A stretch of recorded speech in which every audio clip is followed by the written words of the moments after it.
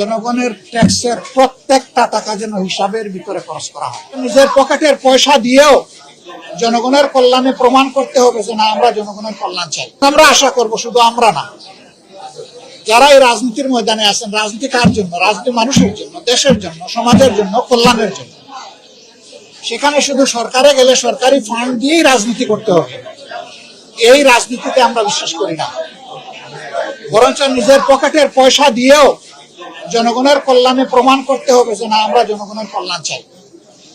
আমরা এই কাজ আমাদের সামর্থ্যের ভিতরে করার চেষ্টা করি, এখানেও আমরা শরীর থাকতে চাই এবং তারা আমাদের এই অফারকে সানন্দে গ্রহণ করেছে, এই জন্য তাদেরকেও ধন্যবাদ জানাই। তারা গ্রহণ না করলে পারত।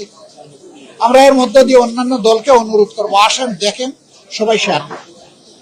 আমরা যদি সবাই একটু একটু করে শেয়ার করি তাহলে ইনশাল্লাহ অনেকগুলো সমস্যা দূর হবে। সরকার এখানে হামের আইসিউ করে দিয়েছেন, ধন্যবাদ, কিন্তু আরো অনেক কিছু করার দায়িত্ব সরকারের আছে। আমরা সেটাও দেখতে চাই সরকারের পক্ষ থেকে। এখন বলবেন যে আপনারা সরকারে না থাকলে কি এরকম বলতেন? বলতাম। আমরা সরকারে না থেকেও যদি জনকল্যাণে চিন্তা করি এবং অবদান রাখতে চাই, তাহলে সরকারে গেলে কি করতাম এখান থেকে এটা প্রমাণিত। আমরা ইনশাআল্লাহ, আল্লাহ যদি কোনোদিন এই সেবার সুযোগ আমাদেরকে দেন, আমরা যেভাবে বলেছি, 1 নম্বর খাত আমাদের শিক্ষা, 2 নম্বর খাত আমাদের স্বাস্থ্য। সুশিক্ষা থাকলে একটা জ্ঞানী জাতি গড়ে উঠবে, আর যদি জনস্বাস্থ্য ঠিক থাকে তাহলে একটা সুস্থ সবল জাতি আমরা পাবো। তখন দেশটাকে মনের মতো করে গড়া যাবে ইনশাআল্লাহ। করেছেন আমাদের কথা শোনার জন্য, মূলত আমাদের কথা শোনার জন্য নয়, জনগণের অবস্থাটা বোঝার জন্য, এখানকার শিশু রোগীদের অবস্থাটা বোঝার জন্য। আপনাদের এই কন্ট্রিবিউশনের জন্য আপনাদেরকে আমরা কৃতজ্ঞতা এবং ধন্যবাদ জানাই। দেশবাসীর কাছে আমাদের আহ্বান, যে যেখানে আছেন, আসুন আমরা জনস্বার্থ এবং জনকল্যাণ নিয়ে চিন্তা করি, কাজ করি। তাহলে দেশটা, সমাজটা আমরা বদলাতে পারবো ইনশাআল্লাহ।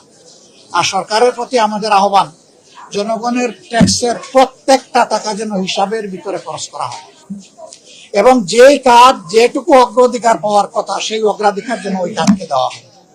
তাহলে আশা করা যায় অতীতের দুর্নীতির করাল গ্রাস থেকে বাংলাদেশ বেরিয়ে আসবে।